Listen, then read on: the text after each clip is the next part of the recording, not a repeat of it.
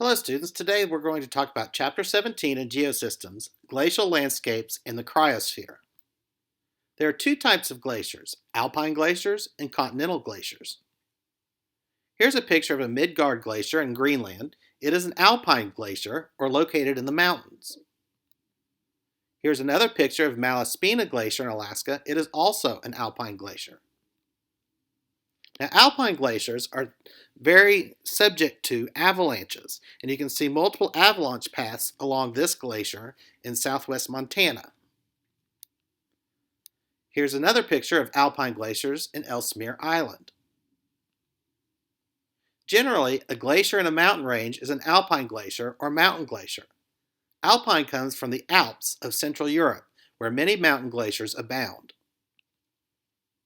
Now, when glaciers hit the ocean, they do melt at the end and fall off into the ocean piece by piece, which is glacial calving.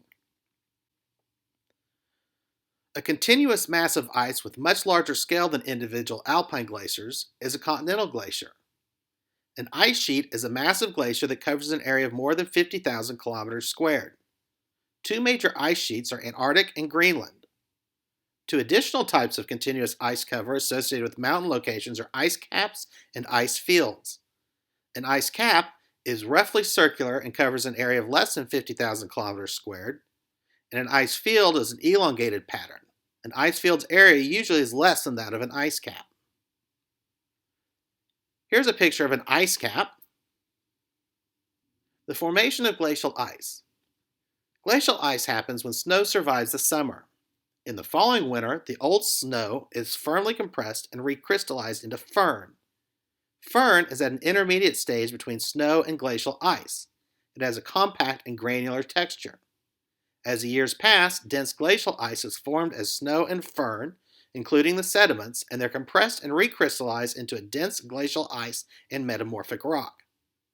In Antarctica, glacial ice formation may take 1,000 years because of dryness and low temperatures. Now, glaciers do slowly move downhill. If you look at the bottom of the glacier, it does melt between the bottom of the glacier and the earth from the low heat of the earth. This creates a lubricant where this entire glacier will slowly drift downhill. In warming climates, glaciers will retreat, and as they melt, you will see them actually slowly moving downhill, but melting to where less and less glacier is on the mountain.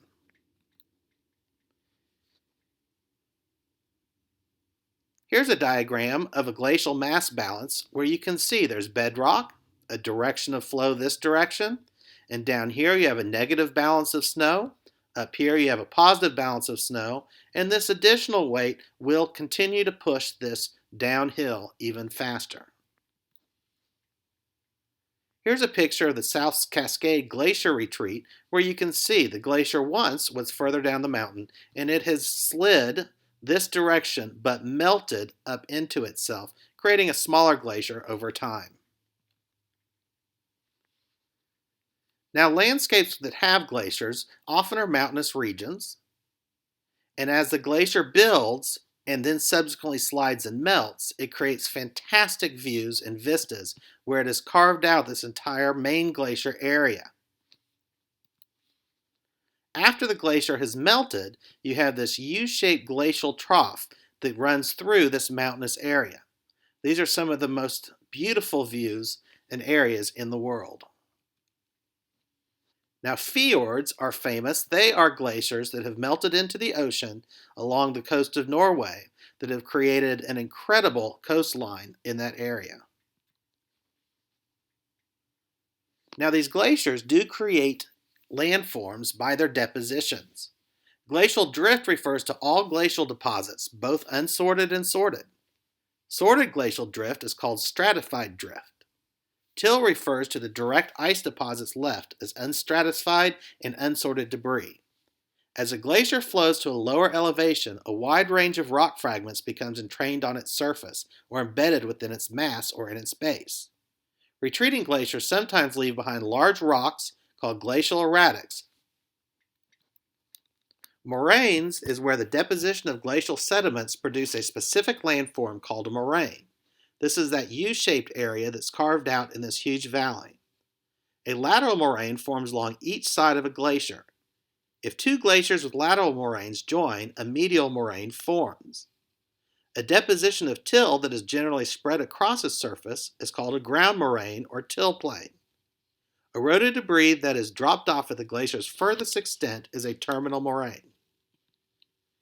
Here's a picture of a moraine. You can see all of this area that has been carved out, and all of these are depositions of rock that was taken down from the top of the mountain. Periglacial refers to cold climate processes, landforms, and topographic features along the margins of glaciers. Periglacial regions occupy more than 20% of Earth's land surface. They're located in subarctic and polar climates, or the tundra, and they're also at high latitude or high altitude in lower latitude mountains. Permafrost means permanent frost. Permafrost develops when soil or rock temperatures remain below 0 degrees Celsius for at least 2 years. 80% of Alaska has permafrost. Permafrost regions are divided in two zones, continuous zone and discontinuous zone. Here is a map of the permafrost distribution of the North Pole. You can see that we have continuous permafrost in all of this area. You have discontinuous permafrost, where every once in a while it does melt, and then sporadic permafrost that at times you have permafrost. In regions of permafrost, there's frozen subsurface water that is called ground ice. There's frost action processes. If sufficient water freezes, the saturated soil and rocks are subject to frost heaving or vertical movement and frost thrusting, which is horizontal movement. An ice wedge develops when water enters a crack in the permafrost and freezes. In some periglacial regions, the expansion and contraction of frost action results in the movement of soil particles, stones, and small boulders into distinct shapes known as patterned ground. Here are some pictures of patterned ground that have been caused by this action. Now, if permafrost does melt, it will change the surface of the Earth. So you do see this area, if you have some heat and it melts the permafrost, structures above it can melt down as well into those areas where that water has then melted and run off. This is a diagram of the extent of the Pleistocene glaciation. This was 18,000 years ago over North America, and the ice thickness was 3,000 meters over this area. When this ice moved and retreated, this is what carved the Great Lakes and Hudson Bay. You can also see at the North Pole, there was a much larger area of ice at this point in time, 18,000 years ago. Now recently, we've had a darkening of the ice sheet surfaces at the North Pole, an increase in melt ponds and superglacial lakes, and breakup of ice shells. Now here are maps that show the Arctic and Antarctic regions and the extent at which there is ice coverage throughout the year. If we look at the Arctic and the Antarctic, these are those regions that we just saw that is covered completely in ice. Now here's a picture and a diagram of Greenland. Greenland is covered in ice, the bulk of it, and scientists measure the amount of melting at each time of the year. If you look at the average of melting from 1981 to 2010, it's this dotted line. And then in certain years, like 2012, we have this snow melt here, which was much larger than average in the summer months, and 2016, which was also a large year of melting. But what they're trying to do is establish the idea of climate change from glacial ice melting.